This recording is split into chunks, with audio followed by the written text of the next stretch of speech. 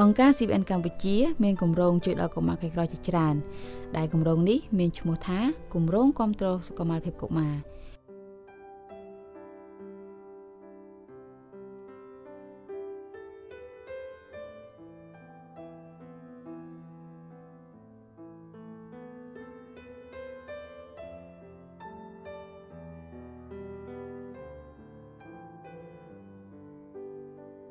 អង្គការ CBN កម្ពុជាបានផ្ដល់ឲ្យពួកគេនៅអាហារថ្ងៃត្រង់មួយពេលរៀងរាល់ថ្ងៃក្នុងមួយសប្តាហ៍ផ្ដល់ជាសម្ភារៈសិក្សានិងឯកសណ្ឋានសិស្សរយៈពេល1ឆ្នាំ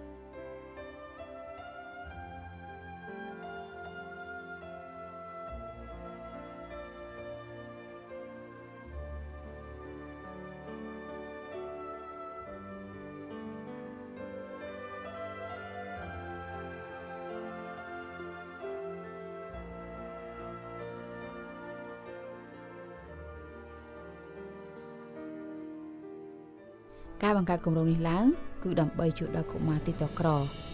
យពួកគាត់មានអាហារបរិភោគមួយពេលផ្ដល់លទ្ធភាពដល់ពួកគាត់ក្នុងការបន្តការសិក្សានិងជួយសម្រាប់បន្ទុកដល់ក្រុមគ្រួសាររបស់ពួកគាត់